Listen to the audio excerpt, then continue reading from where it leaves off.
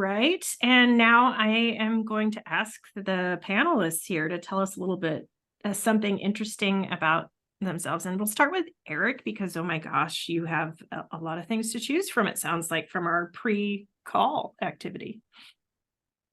Little something about me. I used to race road bikes and have turned my energy into becoming an amateur carpenter.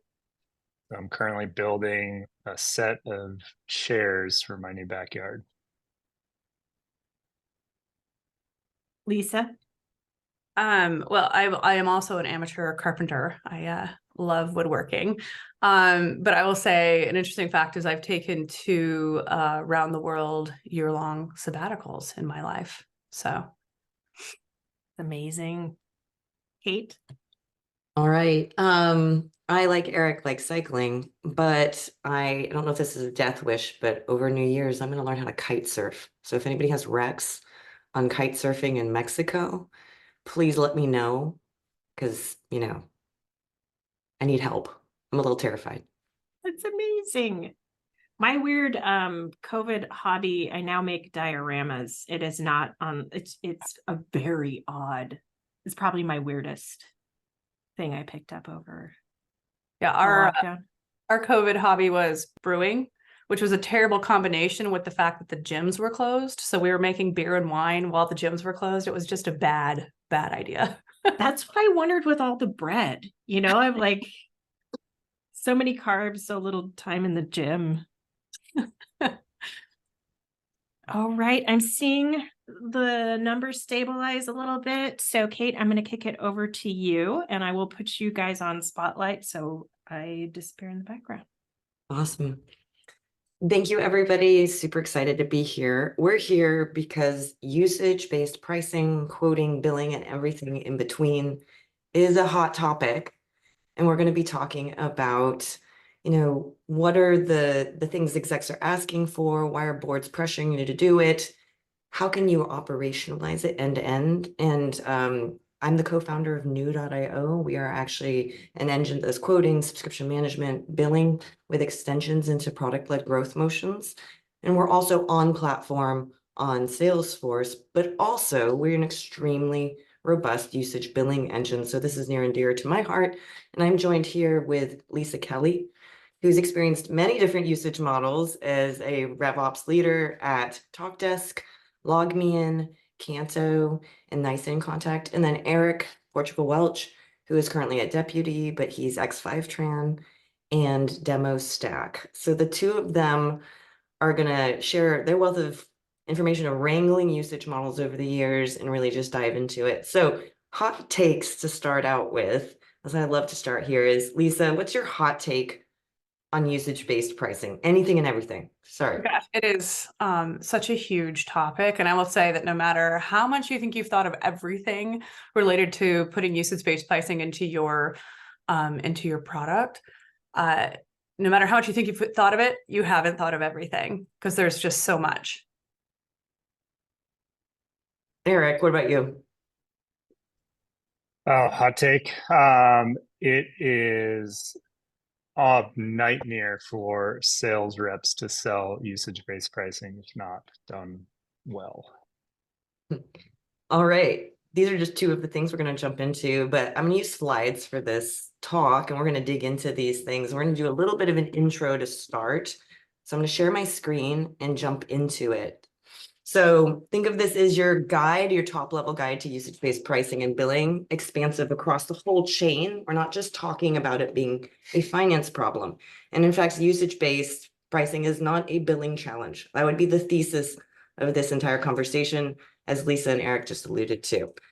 Why do you care? I mean, this is a common stat. 61% of SaaS pricing or companies use usage-based pricing already. Again, top level, it's priced based off what the customer consumes. There's a lot of different applications to it. It's traditionally seen within sort of data storage. The AWS is a common model that people think about, but it can be really applied to almost any business at some component of your pricing. So where we've seen it be extremely successful is really a lot of different companies, and why it's so popular and why you're hearing about it is just how much success some companies have had. Namely, it tends to combine with product-led growth motion. So you see Zoom has some usage-based components to their pricing model, but they're also direct sales and self-service. So product-led growth and usage kind of came up on the rise at the same time. The other area is really around changes and complexity. You'll see different companies like Slack doing a fair use billing model. So this is where they prorate users and user licenses. So there's unique and innovative ways people are doing it to increase customer delight. And I would say Slack has done an awesome job. If you kill a license halfway through the month, you're prorated to that license, the 15 days perhaps that they were on. Another one that we see is Snowflake. That's probably the biggest name in the business on someone who's seen incredible success on usage, although arguably in the last year, they've seen sort of the double-edged sword of it is that it's really easy to on-ramp customers, but they also off-ramp really quickly with a usage model because the barrier to entry is really pretty low. So you see there's been remarkable success. This is where you see executives and boards being very curious about usage, but often I don't think they know the intricacies of actually getting it started from an operational standpoint. So the benefits I would say is that it does reduce churn in certain situations, but it can also increase churn in others. It creates flexibility. It really ties value to your product and what you're getting. So your pricing is really about what you consume. And then the other thing is you can really associate which parts of your product, if they're being used, are performing well. Those are the upsides. There's quite a few downsides if you do it wrong, though. So let's get into it. It's much more complex. So one of the things, this is sort of a list of questions that we often hear from our customers, which is when is the right time to start? How do I evaluate if usage is right for us? How do usage pricing motions work with sales? How do you measure usage? What's the right tech stack? How do you track sales comp? It gets complicated. I don't know, Lisa and Eric, if you have anything to add to this list at a high level. Well, I think one of the things that first comes to mind is how are you going to forecast your bookings and revenue? And then, what's your upsell, cross-sell expansion strategy? When you add in usage pricing, you've got to change what you're going to be running the next expansion model with your customers. So those are two things that come to mind. Oh, Eric, you're muted. I'm muted to cough. Yeah, so the first thing that comes to my mind, I think we're getting into in a little bit, is what exactly is usage. Having a clear definition in your company can be way more complicated than you think. Well, let's get into that. What are common misconceptions? I stated one already, which is usage is just a billing problem. It is not just a billing problem. I think there was this whole wave of companies and billing providers that got funded to do exclusively usage. But I'll get into it, but very few SaaS companies actually have 100% of their pricing model on usage, usually have some sort of hybrid model.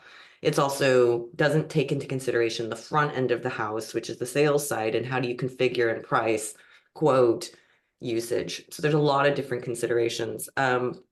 These are some of the other ones that we talked through beforehand. And Lisa and Eric, if you want to extrapolate a few more comments about these, of things that you hear as primary misconceptions. Well, I would say because of the fact you've highlighted like usage is a billing problem, it's not. You've got to look at your entire customer life cycle, like from marketing all the way through to expansion and upsell. I think that's one of the misconceptions is that it's just we're going to sell it and then we're going to bill it. And it's so oversimplified to think about that. And then the other thing is, there's some new technologies out there, shameless plug for new, but I will say, at the time, we definitely underestimated the amount of confusion around billing and the expectations of visibility during the billing period. So that was something that we didn't have access to on our homegrown billing system at the time. Yeah, I think from, just to elaborate on the easy plug and play, like it requires a lot more work on the product side of the house than I think people estimate or are prepared for. And providing a level of transparency to your prospects and to your customers on what exactly they'll be billed on is a pretty significant lift. Yeah, and I will say that one of the challenges is getting your product team to focus on the things that need to be done for internal needs versus stuff that's exciting to them on the roadmap. That was a challenge that I've had in previous companies. Yeah. Yeah, Usage is one of exactly. the few things that ties together a ton of different departments. Other pricing models you can launch in sales and it's fine. It's maybe a sales finance handshake. Usage becomes a customer success issue. It becomes a product and engineering issue. It's literally a whole company mission to get it up and running. And a lot of people go into it a bit blind. And we'll dig into the details of why that is. I think just one more point here. I think yeah. the sales side of the house too, it becomes a much different conversation on your sales methodology and your strategy. Becomes somewhat of a land and expand model, which has comp management implications, like huge implications on how are we comping reps, where can they make their money, and what does that expansion, to Lisa's point earlier, look like? Yeah, I will say that under a usage-based model, I had one of the most complex compensation plans in my career. So, Yeah. questionably. Yep. Yep. And one note to the audience, I forgot to put this into my intro. Please ask questions while we're talking and we'll thread them through. That was supposed to be part of my intro, so feel free to ask questions as we're going through or things that you want to dig into and we'll layer it on. All right, so this is the high level. There's a lot of misconceptions. What is usage is also a misconception. There's a lot of different models. And what I'm going to do to tee up the discussion as we go into it is just to actually articulate the options you have. Let's say your company is actually entertaining the idea of putting usage in place. So there's 3 common models that you'll see, and we'll show some examples of companies that use them. Pay as you go. This is pretty obvious. You pay as you need it, you buy more. Credit burn down. This is the snowflake model. You buy a bunch of credits up front. There's a lot of finance predictability around this. CFOs quite like it because they know what the revenue is going to be, and then it burns down over time. You just have to measure what the burn down is. Usage overage is tricky. This is where you can expand. It's usually a tiered strategy where you have tiering, and let's say you have a quantity where it's priced and then you exceed the tier, you go over, you get more, and then maybe it throttles back down. This can create a lot of surprises on invoices. So there's pros and cons to this. If it's automated, there's a lot of like leveling up you might need to do from post-sales standpoint or transparency to the customer standpoint, so they know where they're at on usage. Think about your cell phone when you go over your minutes and you didn't know you went over your minutes. That's this model. So these are 3 common models. Now, this isn't all of the ones out there that are possible, but they're most frequently used within SaaS. And the other thing that they're most frequently used in as part of an offering, typically a bundled offering. So a lot of CFOs, Snowflake's a rarity, and there's other companies that have like an almost 100% usage-based model, but that's really pretty infrequent. Most of the time, you want usage to be a lever within your offering, meaning some part of your offering is usage-based and you can trial test that. And it gives some incentive for people to upgrade to the next package when they hit a threshold where they need a better, let's say it's good, better, best bundling. It's just a sub-level of it. And that's an easy way to get started where you're not pivoting your entire pricing modeling onto usage and flatlining your company accidentally, which can happen if you do that. You can actually start small and grow big. So this is usually the configuration we see: a platform fee where it's subscription, you've got some services on there, you might have some usage components in some sort of volume capacity. I don't know, Lisa and Eric, if you want to layer on to this of things you commonly see as well. Go ahead, Eric. Well, I was just going to say, no, this is pretty in line with what I've seen. I just I think the credit burn down one is really interesting, especially for predictability. But it is, we implemented this at Fivetran because Fivetran was a partner of Snowflake at the time, and it still is. But it was a really complicated model internally for the reps to get their heads around and to figure out how to sell the right number of credits per customer. And it was really challenging for the customers to understand like what a credit was actually worth for them. Yeah, and I'll say in the contact center space, which was Talkdesk and Nice Systems, there's a same like you have the hybrid pricing. There's a per user per month price, and then things like telco or SMS or storage were based on usage. One thing that I'll say that we did have the luxury of is that usage billing in the CCaaS or contact center as a service industry has been a standard since the beginning of the cloud. And so it was a little bit easier for prospects and sellers. But in other organizations since then, I've experienced what Eric experienced, where it's very challenging for salespeople to talk about it when you have a hybrid model. Because most of the time customers don't like surprises, and usage can sound like a potential surprise if you don't frame it correctly, or at least be able to estimate clearly what that's going to look like for them. Yeah. And that's the thing is that it's a componentized pricing model. The advantages of having a hybrid pricing model where you actually monetize things differently in the bundle structures on expansion or on renewal, you have a lot more toggles to pull. Now, when startups start, we see this frequently as you've got product market fit. So you start with a pretty vanilla pricing model because it's easy to understand, it's easy to communicate. But as you grow, you actually want to increase the complexity of your pricing model, not because you want to make your people's lives harder. It's on expansion or on renewal, you have levers, negotiating levers. So in today's economy, what we see is, a usage model can actually help you retain customers because they know that they're going to only pay for what they use it for. You can also use other levers to create discounting strategies within that bundle structure. So it's something to think about it as you're creating sophistication. It's not necessarily that you want to create complexity. You want to create sophistication so that you can retain revenue opportunities or expansion opportunities. And usage is a really good thing for that. It grows with your customer. We do have a quick question from the audience, if that's okay. Yeah, can you compare credit-based and pay-as-you-go? We've run into some of the issues Eric mentioned with credits and have shifted away from this pay-as-you-go, but would love to hear more about the possible advantages.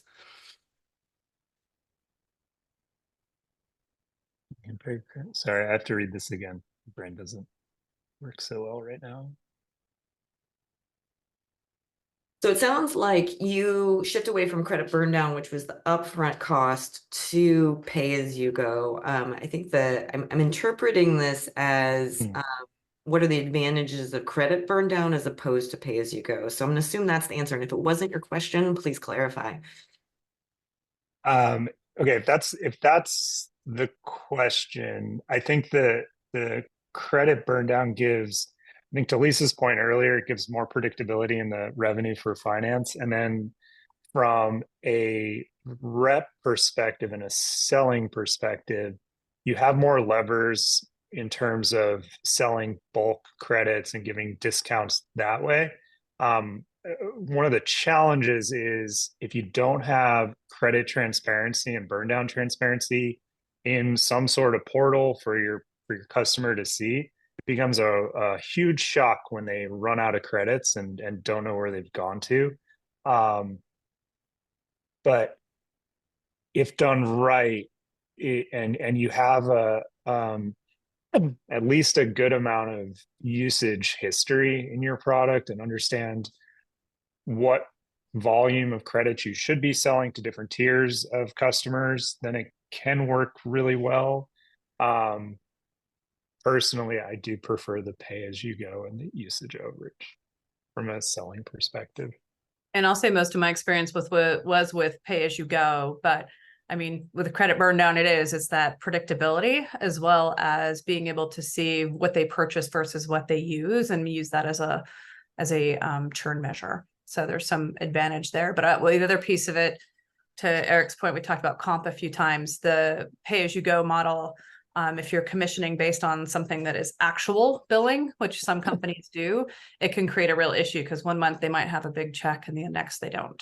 So, yeah. And I want to highlight something on this next slide. We have some options here of what you see in the industry. You'll notice AWS actually gives you multiple options. So you don't necessarily have to stake a claim and just pay as you go or credit burn down. You could do a blended option. It could be that pay as you go is more expensive as an entry level pricing. That's what we see a lot, whereas you get discounting when you do a committed volume, like a credit burn down model. So, there's this creates a huge amount of operational headache, what I'm showing here, and AWS has the muscle to do it, but you can blend options in a creative way depending on if it's an SMB or a smaller client that wants to do a pay-as-you-go to get started versus a client that says, you know what, I love your product, I'm willing to commit. So it's not an either or. And so I think that's important to articulate here. Other options in terms of different ways you can frame a usage model is Twilio's has got volume discounts, so you have tiered discounts.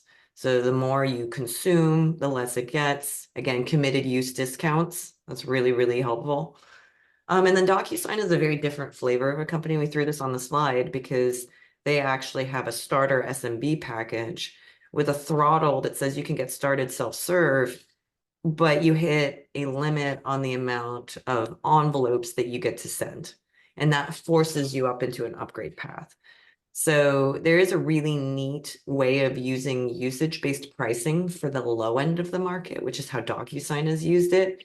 And then the upper ends are have some amount of usage, but it's actually blended with a product-led growth motion. So there's a lot of ways, the slide is to articulate the many, many different ways you can actually configure it. Given the more ways you do it, the more the operational headache potentially. So I'm going to leave it to Eric and Lisa. Lisa, what would you add to this slide as a commentary? I don't know that I have a lot of commentary on it. I think that the flexibility is nice, but it also creates a lot of enablement issues.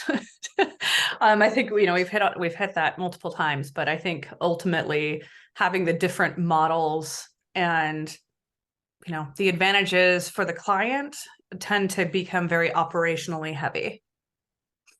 Yeah. Thoughts from you, Eric? I mean, you saw it firsthand at Fivetran. Yeah, I don't have too much more to add. Just kind of building on what Lisa said is anything that's really, really good and flexible for the customer or the prospect becomes a bit of a nightmare for ops teams to implement. Yeah. So this is just to paint the picture, is the world is your oyster, and it's also terrifying too, the amount of different things you can do potentially and how careful it is to architect it on the upfront from a design standpoint, from a pricing standpoint, as well as an operational standpoint. So we've focused a lot on the actual design. And I want to get into a little bit of where the rewards are really great. So I don't want it to be all usage is really hard. There are definitive rewards, but almost every single reward on this slide, I would say, has a con. So for instance, transparency, that can engender loyalty for sure, that the customer can see what they're consuming, but they might also just opt out, which is something that you see trending in the news with Snowflake as people have opted out. It's easy to get people, but it's easy for them to leave. I'm curious, Eric and Lisa, maybe Eric to start, is there anything that you would highlight on this slide as a risk reward? No, I mean the reward is always just lower barrier to entry. I mean it if you want people in, but then you have to really understand how you can enable them as the customer to build and make the product as sticky as possible for them. Otherwise your NDR goes way down, your churn goes way up. Yeah, that's kind of it for me. Yeah, I think that less friction to start is kind of that ability to expand within a company. So like if you have one team using your product, having that other team jump on is not that difficult, and it's often a really great model, but that is completely dependent on how well you've enabled that company that purchased your product to use your product and receive value from your product in a meaningful way to where that expansion is possible. Because if you lose your champion and you haven't done a good enough job of really taking care of that customer, that usage dries up real fast, right? There's just there is a higher cost of taking care of those customers to make sure that they stay. All right, so we talked a lot about setup of pricing, options of pricing. What about operationalizing usage? So, you've got an executive going like, that's the thing the board's asking for. We want to try this out. They probably see this slide and they're like, look at all the goodies here. You've got alignment to value. You've got scalability. It's customer centric. It's low barrier to entry. It's transparent. That's great. But what now? And that's oftentimes where we get people where they will go into usage thinking it's really easy. and then come out the other side with sort of a bubblegum together system. And this is typically what it looks like is people thought it was a billing issue, so they may have gone and grabbed a billing solution, but they didn't think, to Eric's point, or Lisa's point, what was going to happen in sales, what was going to happen to expansion revenue, and really what's the relationship to product and engineering in this whole thing. So this is a very common paradigm that we see, is there's actually people gluing together the entire thing. So there's a lot of manual effort. And I'm curious, Lisa, what's the manual effort that you've seen trying to get usage moving? Which departments have you seen the friction in? Yeah, I mean, I think there's friction throughout the customer lifecycle, and I would even add marketing at the head of this as well, because I think there's a big question mark around how you're going to market it, how you're going to enable the sellers, what's the expansion model, and then how are we going to track usage within our CRM to know when a customer might be ramping up or pulling away. So like as far as the manual things, like I can't even, it pains me to even talk about spreadsheet uploads, having to have an entire team that just explained bills every month. There's so many manual things that end up happening because some of the natural technology that is used is not built for it. And so you end up with this really broken, like, oh, well, sales ops will take care of that, right? Like, no problem. RevOps will just have someone, upload a spreadsheet or run a report every week or whatever it is. Or finance. I would say some of the pain falls to finance oftentimes with the reporting. So there's so much manual work in companies that are not prepared for usage-based pricing. So that's where one of the things I'll say is do a full customer lifecycle review, almost role play your entire customer lifecycle using this usage-based pricing, and talk to your customers. Talk to your customers about what they are concerned about and prospects, because I think it's important to know, to someone's comment earlier about having the problems with like, hey, we were using credit burn down and our customers hated it, so we went to pay as you go. Well, those are things you hopefully want to try and get ahead of before you actually launch it, because there's a lot of work that goes into launching it. And rolling it back is just as difficult as putting it in place. So we have a great question, really asking how to mitigate some of the risk when you migrate from subscription to usage-based, when it seems like the usage-based price will be way lower. So the concern is there's a risk of customers asking for the new cheaper offer and losing revenue. So if we could absolutely answer this question with a clear statement, we would all be making a fortune, because there's no one answer that's really clear here. I think one of the pieces that comes to mind immediately is the fact that hybrid pricing that Kate touched on earlier, having something that is your subscription-based pricing, but then having usage as a component, not the only way that you're billing, because you want to do what's best for your customers. And if they don't perceive that what you've done for them is the best for them, then they're going to be at risk. So I think, your individual model, but I think, that migration is not an easy thing. I think the piece that people tend to miss with a lot of this is getting product marketing involved early to generate the value props for this type of migration and for the customers. That would be, I think, my like, I don't know if it's the kill shot, but that would be critical to involve as early as you possibly can in the conversation. Like, they should be attached to RevOps hip during this build out. Yeah. And I'll layer onto this is that what is the stopgap of the thresholds? So let's say you do migrate to usage-based, like for instance, DocuSign has a throttle.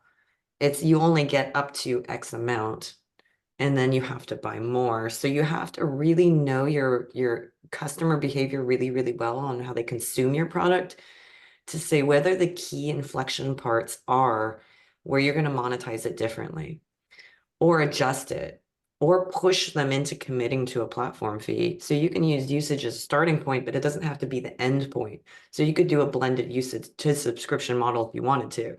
So there's optionality there. Again, not always either or. It's just what appetite do you have to operationalize that, because that's tricky. So you have to be really in line with your product team. You have to really know how people use your product and have real insights into it. One of the things that I see actually frequently is that people put a usage model in place and then it becomes a poor man's version. So I see this true upping thing happen where like there's a monthly manual true up that happens for each customer because they put in a usage model, but they didn't actually on the sales side or the post sales side have a way of operationalizing that into billing. So there's sort of a mechanical Turk of like toggling it in, pulling usage from the product and literally manually toggling it into the billing engine. That's honestly, sometimes you'd be surprised how people are actually doing usage. It's completely non-automated, which is why on the slide, there's a lot of people there. So yeah, you can do really creative things, but you have to be, per Lisa's point, so thoughtful on the customer journey to make sure that you've mapped it because it's not just the end point, it's everyone involved. Is how are you going to quote it and have that placeholder of what the usage is, and then see from the product what was consumed, and then bill it, and then any changes that happen in that ends too. So we're going to jump into this next slide and actually talk about considerations from left to right. And Lisa and Eric had some really great thoughts here. So on the sales side, Eric, I know I would love for you to walk through a little bit more in depth of the kind of preferred things or the consideration set of things and the helpful things that people need to do it right from a sales side. Yeah, I think well, we touched on it a little bit in the chat here. It's going off about enablement. Enablement's the critical component to getting sales ready to not just sell it, but understand it. They need to be the expert in it. They need to know it better than finance to communicate it to the prospects. And in some organizations, sales stays with their prospects, into that first year, maybe 2 years down the road. So they're going to be that person that is constantly contacted about a prospect's bill. And then the other piece, we've touched on it a little bit, is that sales compensation. If you're creating a model that, I think to Lisa's point, we created the most complex sales comp that she's ever worked with, and same case for me at Fivetran. It becomes really challenging for reps to understand the cadence in which they're going to get paid and what levers they can pull for their commissions checks. And then that all kind of ties into being able to explain what invoices are going to say. I mean, if it's something that the rep or anybody on your pre-sales doesn't understand or can't understand, the expectation that your customer is going to understand it is pretty unrealistic. Yeah, and I will reiterate that in order to do this successfully, your sales team needs to do a real thorough discovery, because if you have not done a proper discovery and understood how they're going to be using your product, what business solution, like what they're trying to solve for, then you could get yourself in really big trouble. Because if you haven't asked all the questions, understanding how and who and why, then you are going to misquote it. And you are going to give them false expectations, which is going to come back to bite later on in the customer life cycle. So from the sales side, that's a big consideration, but there's definitely some really important things on the transition from sales to customer success and post sales. But I'll let you take the ball, Kate. One thing I'm going to add, and this was one of my favorite comments I was talking to a pricing expert the other week, and he was saying that, a lot of people think that a pricing model in and of itself performs. They don't realize that sales enablement is critical to a pricing model's performance. You can take the same pricing model for very similar companies and have it succeed in one and fail in another. And that's because how it's quoted, how it's communicated is really, really, really essential.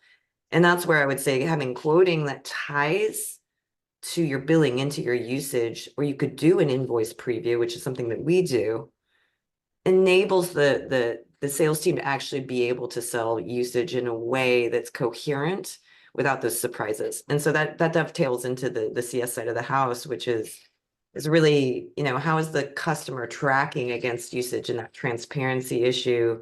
How are customers and usage trending? How can I communicate status to a customer? And Lisa, I'd love to know from your wealth of many, many years, because you've been doing this a while, where the post-sales challenges really hit the rubber hits the road. Well, I will say one of the biggest challenges hits right after they sign the contract, which is when the configuration happens, because of misconfiguration during an implementation of a usage-based product could have that like huge implications. They get that first bill and they're using 10x what they were anticipating using because of the way that you have the API call set up, or whatever that case may be. You've got to really be careful with your configurations and your implementations. And then from there, that first bill comes out, the customer success person is like wanting to, isn't this exciting? We're going to get so much value out of this. And there's a panic moment, right? And so I think to your point earlier about you could actually show a preview of an invoice, that's something that I never had. And so what would happen is they'd get that first bill and the panic would ensue. They'd call the salesperson, they'd call the CSM, they'd be calling accounts receivable, they'd be calling anybody and everybody to try and figure out what the heck they just got a bill for. So I think that is one component right at the beginning of the relationship. But then when you talk about renewals, there's something where you have to really speak from a place of expertise, which means visibility into what their usage has been throughout that period, right? Whether that be a 1-year contract or 3-year contract, it doesn't matter. You need to understand what the trends are in advance of that renewal, or trying to sell some sort of expansion, because if you see contraction, then you're obviously going to probably have a little bit of a decrease in the, retention of the dollars there. So I think that's something to consider, is the visibility for both internal and external users.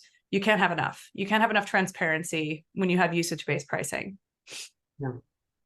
It's interesting because I was talking to an RVP for a very large SaaS company, and he's like, my users can self-serve add licenses. I have no idea. And in effect, that's sort of a usage-based, it's a self-serve model. It's like I have no visibility. I can't even really forecast where revenue is going to end or land at the end of the quarter.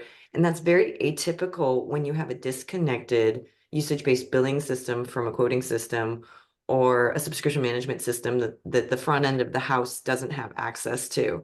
So we like to joke that it's a group hug with finance. It's just a bunch of emails back and forth trying to figure out retroactively what's happened to a customer. And it's really labor intensive and time intensive, which gets me to finance. And I don't know, Lisa, if you want to expound on the finance issues. We did touch on forecasting before.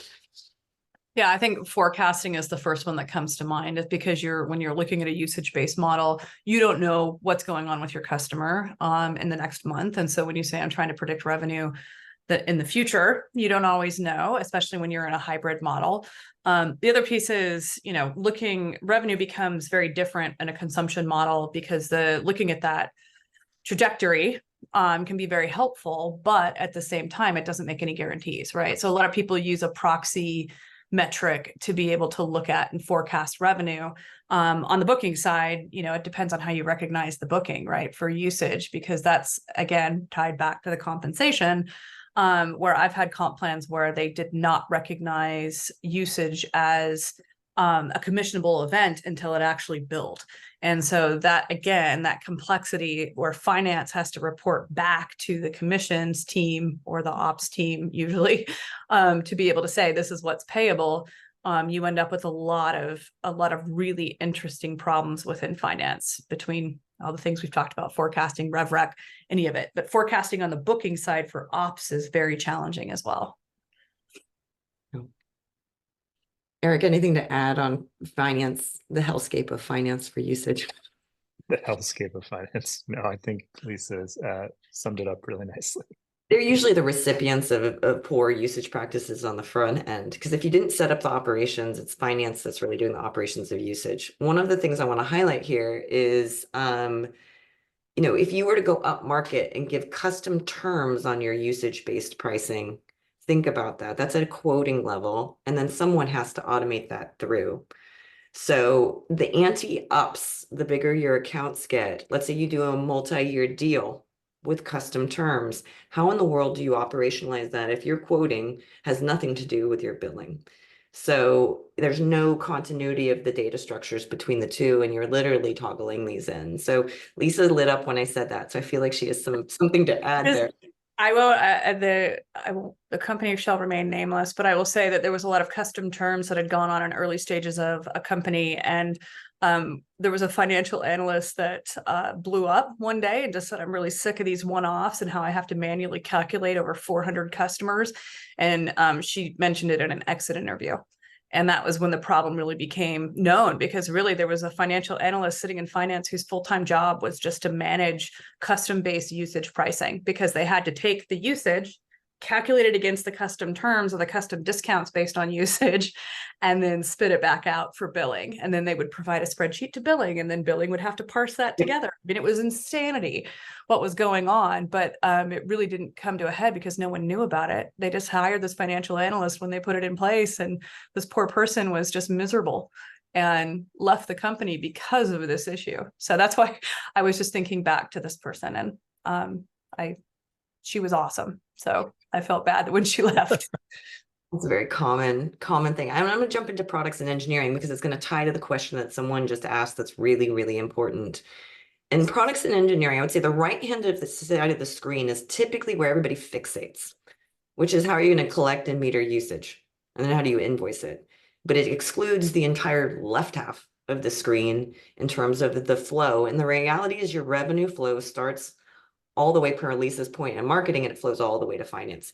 You can't just sit at the end of the stream and think you're going to get great data if you didn't set up the data structures at the beginning of the stream. So a lot of times product and engineering is really a big part of this. Is what aspects of the product are they going to be collecting the raw data from? How is it going to be metered and rated against a bill? Those are the steps to get to an invoice.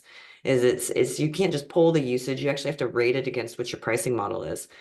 And if you have a variable pricing model at the beginning where you're throwing some custom tiering on or any sort of custom discounts, that's where it gets really, really hairy. Probably more information than you want to know, but you cannot successfully just sit on the right-hand side and not think of the left-hand side. So the question that was raised is, if usage is not about billing, where does this process start, which I sort of just answered. How and where should teams get started to thread all the departments? I agree. We tend to jump into the billing config straight away. I'm curious, Lisa, what is the starting point in your mind for all of this?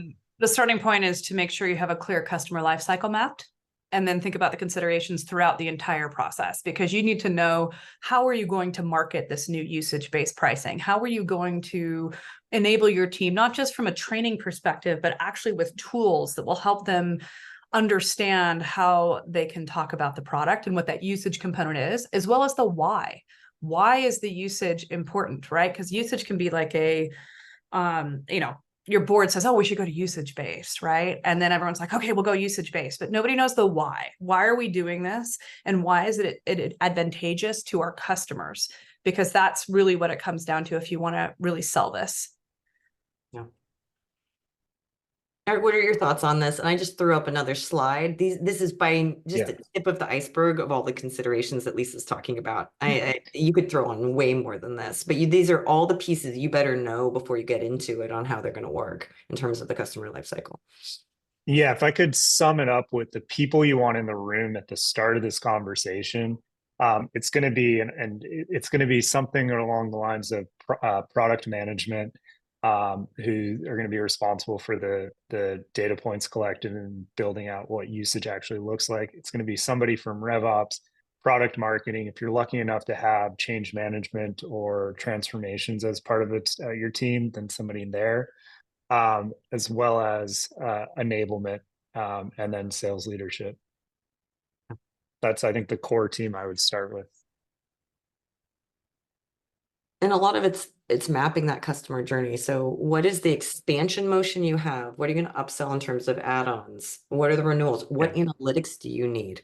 How does the customer look at the analytics? How does your pre-sales and your post-sales team look at the analytics? How do you explain it? How do you collect and bill it? The cart oftentimes it goes out and then people are like, oh, shoot. And a lot of these things end up being humans, and that gets really expensive quick. Yeah, funny, I even missed to put finance in that group too, ironically enough.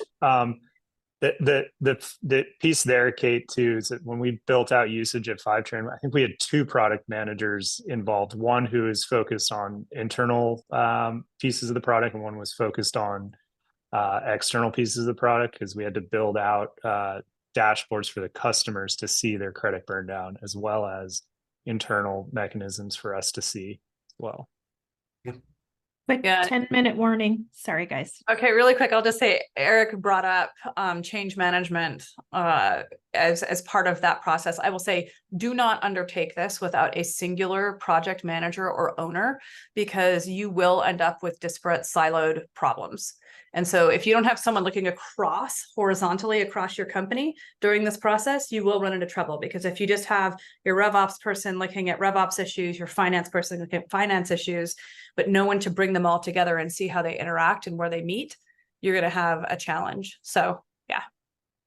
Yeah, and this is my next slide actually, is that you need, it may not be RevOps, it could be BizOps, it could be your CIO. I don't know who it is within your company. You have to have an owner of usage as a product. And because it hits all of it. So you want to have it automated as much as possible. You want to remove the in-betweens, the cracks between where you stuff people in, and you want to have an automated data flow. You want a data model that can flow from sales to CS to finance and then pull in what it needs from product and eng, and have an owner that's articulated on this. We have some content on a guide to getting usage implemented. So if you have more in-depth questions about that, we'll have a follow-up guide that we'll send you that articulates this from a product ownership standpoint and all the questions and considerations. So that might be helpful for all of you. One of the things I wanted to talk about too is just in our remaining time is the solutions out there to do this are changing. We're one of them. So I want to just show how we do it from that end-to-end model. So in new, what we do is we start with Salesforce pricing and we layer usage elements on top of it. And that you can extend with a managed package on Salesforce for your direct sales team. You can push it to your website, so you can do self-service, where all of your self-service orders actually come into Salesforce, whether they're usage or otherwise, or subscription. You can do in-app self-service. This is really critical for usage. So your customer can actually see their usage consumption in-app, and it writes back to Salesforce, so your sales team can see it too. Within Salesforce, you can manage quotes, orders, see usage. You can do renewals, upsells, downsells, co-terminations, all of these things that you need. You have the visibility into what the customer is consuming customer by customer. And this pulls in real-time usage rating from your product, actually. So your eng team can interact with our platform. It spits out a bill to ERP, and you actually get end-to-end revenue visibility of where your usage is trending as well. And it could be subscription revenue, it could be one time, it doesn't really matter, whatever your hybrid pricing is. We're not exclusive to usage, and that's the really holy grail part of it, is we're robust usage billing, but we're also quoting and subscription management in the hands of your salespeople. And truly what this looks like is you actually can see, this is a view of a product, you can see actually your usage in Salesforce. So this view can be externalized to your customer and internalized to your sales team. So you know exactly where someone's credits are. You can see a credit tab right there. You can see where their usage is. You can be constantly monitoring this, whether it's a credit burn down model, usage overage, pay as you go. It's pretty lethal. So that transparency problem that we've been alluding to this entire time is really answered within it. And the idea is that if you can automate the data structure end to end, then you really get into what I call is the sort of flywheel of usage-based pricing success. Because a lot of the questions on this whole session were about moving from one model to the other, and that's that iteration part. If you have humans gluing this together, it's very, very, very hard to get the data and the analytics of what's working to know what you should iterate. Should I move back to a subscription model from a usage model? Should it be a combo credit burn down versus pay as you go? What is the recipe for usage that works for my company? Which part of the product should I monetize? And you really need a flexible pricing engine, a flexible usage engine that is exposed to both sales and finance to be able to do this. And that's really, really tricky, because you really want, to be able to acquire, rate, build, nurture, rev rec, measure, iterate, price. This whole cycle, super, super essential. Eric, Lisa, that was my blast through at the end about our product. Anything to add here? And then we'll open it up for questions. No, I think, I'm a fan of new. So one of the things I'll say is just one of the biggest challenges I've had in my career is the fact that technology wasn't connected, and usage. And I started in SaaS in usage-based pricing. So that was my learnings in RevOps, started with usage and then moved into other simpler subscription models. And I can tell you, my world would have been vastly different had I had something that could manage the entire revenue lifecycle. But that just didn't exist at the time. So Yeah, and I obviously a big fan of new as well, especially as somebody who went from Salesforce CPQ billing to new and now to a company that uses Zora and hopefully back to new. It definitely has the best end-to-end performance that I've seen. Yeah, thank you. We are very excited about what we can do on usage. And so if you have any questions for us, just go book a demo off our website. It's just new.io demo. But with that in mind, I do want to make sure that everyone has an opportunity to ask questions. So free for all your questions in here of what you might have, like nitty-gritty stuff. This was a top level. We would love to just pricing questions, operational questions, CS, finance. I know there's a mixture of people in the audience today that come from all different directions coming at this. And it is a full-fledged project. So please feel free to ask any questions. I will say this while people are thinking of questions, if your company is thinking about both usage-based pricing and the potential to hire project manager organization, it is a good time to do both, or get the hired project managers hired right before this project, and use this as their first project. Any prelim thoughts also, Lisa? Oh, I guess we got a question. Is new a Salesforce native app, or can it be integrated to CRM, ERP, accounting systems? Right now, we are dual platform, meaning we sit outside of Salesforce, but we have a managed package on Salesforce. So that is our primary CRM right now. Doesn't mean that we can't work with other CRMs, but it is our focus point. So we are native to Salesforce. We use the quote object, the order object. We're actually more native to Salesforce than Salesforce CPQ, which is huge for your reporting and sales. Eric can speak to that. You want that. You don't want to be off platform for this. You want it integrated. We do integrate to NetSuite, QuickBooks, Stripe. So we have customers on Sage Intacct, other accounting systems. And so hopefully that answers the question. We typically like to replace CPQ because CPQ doesn't, that's the next question is, will it replace CPQ? We can live alongside of CPQ if you have to do that. And we can actually be in the same instance with Salesforce, but we typically like to replace CPQ because the experience is far, far better. And CPQ typically falls down on expansion revenue, add-ons, upsells, and also subscription dimensions. It also doesn't really support usage all that well. So if you are interested in usage, I wouldn't say that. I would say just rip and replace. I think there's, a lot of reasons why CPQ is 15 years old, and it really just wasn't built for some of the modern pricing models. It's hard to get going.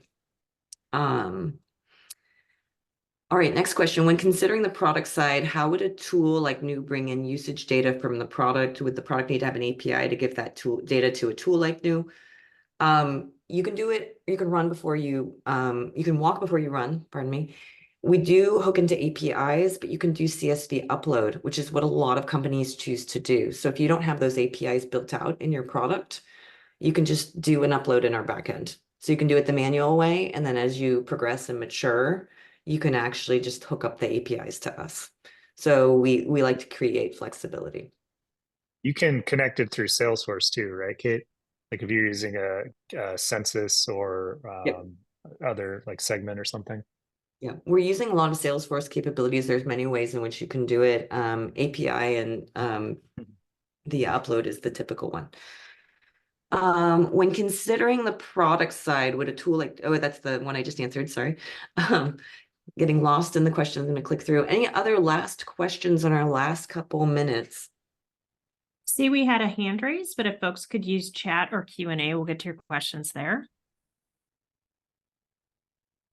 Is Conjoint a tool that you can trust? I am not familiar with this tool, so I'll defer to Lisa and Eric. I don't know it. I don't know it either. Sorry. I'm Googling it. Sorry. Any last questions on the hand raisers? If you want to type them into Q&A. Oh, conjoint analysis. Yeah, still, I don't have a comment on that. I don't think it's something I'm familiar with. All right. Sorry. Sorry. All right. Any other questions on this? I know that it's a big topic. It's like, where to start? Pull this down. No. It looks like we're about wrapped up. So just as a reminder, we did record this session. It will be available soon, and you will be getting an email with a link to the copy and full recording. So thank you everybody so much for attending. Thank you panelists for sharing your deep expertise on this. We really appreciate it. Awesome. Thank you so much, Camilla. Everyone. Have a great day, everyone.